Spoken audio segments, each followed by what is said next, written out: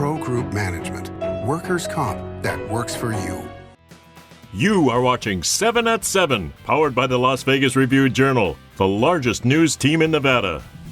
We have new information on the North Las Vegas police officer killed in the line of duty. Thanks for joining us on 7 at 7 tonight. I'm Lena Bleets. We begin with top stories. North Las Vegas police releasing more details about a shootout that left an officer dead. Review-Journal's Anaya Collins tells us more. North Las Vegas police played audio and video from the incident that led to Officer Jason Roscoe's death last week. Police say they received at least 2 reports of a man with a gun throwing rocks at multiple vehicles. Craig on Martin Luther King, close to Long Mountain. He's walking with a gun, throwing rocks at cars, just broke my window. Body camera footage shows Roscoe and another officer confronting the suspect, who was later identified as Alexander Mathis. Mathis approached him and the two exchanged gunfire. Mathis continued to advance aggressively toward Officer Roscoe after Roscoe was struck multiple times. Police say Mathis fired 5 rounds from a pistol. Despite being hit several times, Roscoe was able to fire 16 rounds, hitting Mathis, who died of a single gunshot wound to the head. A memorial service for Roscoe will take place at 10 a.m. at Central Church in Henderson. For the Las Vegas Review-Journal, I'm Anaya Collins. The family of a man slain by a police officer is speaking out about how prosecutors are handling the case. 7 at 7 anchor Cynthia Puga explains. We want justice. I'm going to keep repeating it. We want justice. This is unacceptable. We want justice. The family of Brandon Durham held a press conference this morning, and one of their attorneys, Lee Merritt, says prosecutors told him a case to consider charging Bookman is about 98% complete. Within the next few weeks, 2 weeks tops, he expects to have a complete file for his attorneys to consider, and then they will make a charging decision concerning the misuse of force by this officer. The family says they've grown frustrated with the pace of the investigation. So what is taking so long is beyond me.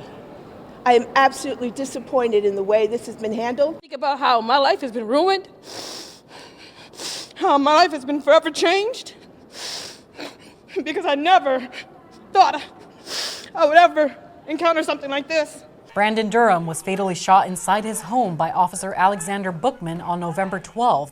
District Attorney Steve Wolfson and his officer did not immediately respond to requests for comment. The Clark County Coroner's Office identified the UNLV football player found dead in an off-campus residence. 21-year-old Ben Chrisman, a native of Akron, Ohio, was a senior offensive lineman who previously played for Kentucky and Ohio State. The Coroner's Office said the cause and manner of death are pending. Chrisman was one of new UNLV coach Dan Mullen's first transfer portal signees. In Business, brought to you by G Bank, your best banking experience ever. A major step in the process of building a new airport south of Las Vegas to supplement Harry Reid International is expected to begin sometime this year. The current timeline calls for Southern Nevada Supplemental Airport to open in 2038 in the Ivanpah Valley south of Las Vegas. An environmental review is expected to begin this year, but a desert tortoise and a rare plant could impact that review and hinder the project's fast development. No cost estimates have been placed on the new airport. To read more about the plans, visit lvrj.com. In weather, sponsored by Star Nursery, your garden's partner for every bloomin' thing. Tonight we're cooling down to the 40s, reaching an overnight low of 40 degrees by midnight. Tomorrow we should finally see rain in the Las Vegas Valley with an 86% chance of showers, high of 50 and low of 49. On Friday, partly cloudy skies with a 15% chance of rain, high of 61 and low of 45. This weekend, we're looking at a high of 63 and low of 42 for both Saturday and Sunday. And next week, we're starting out with highs in the mid to upper 60s and lows in the mid to upper 40s.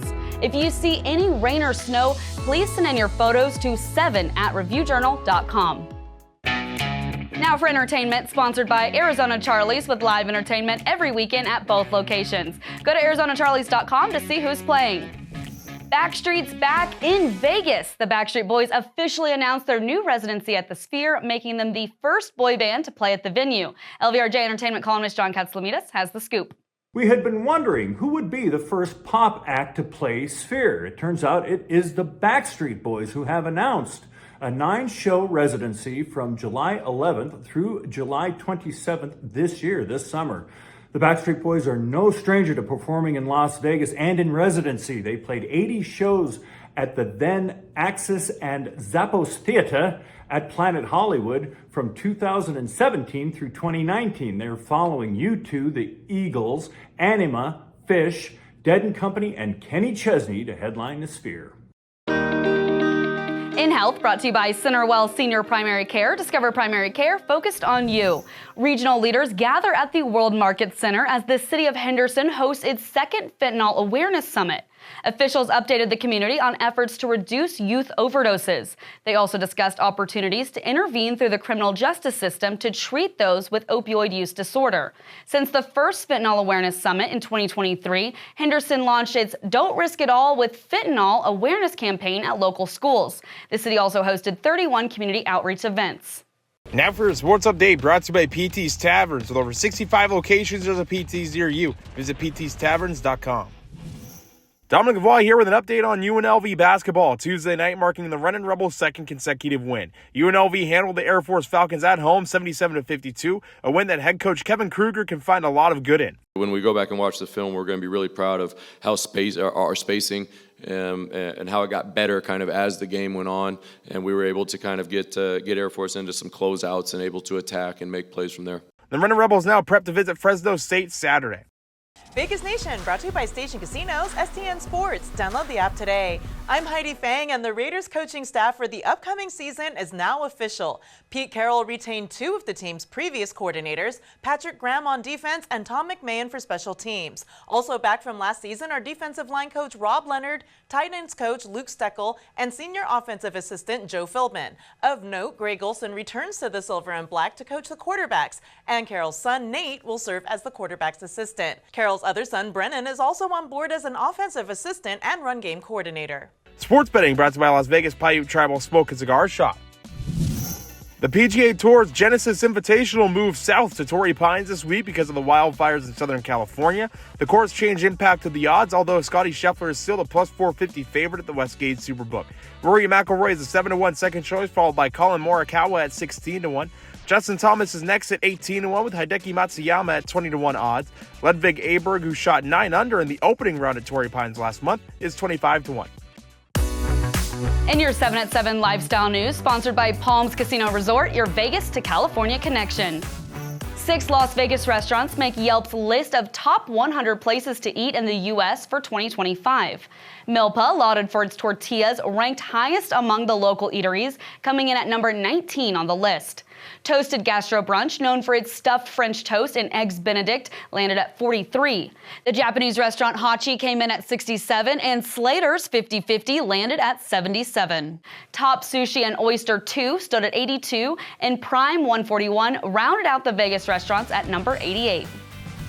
Thanks for watching 7 at 7 tonight. Watch 7 at 7 twice a day, Monday through Friday, and search Review Journal to follow us on your favorite streaming platform. See you tomorrow morning for more 7 at 7. Review Journal Studios, sponsored by Knockvie Injury Law.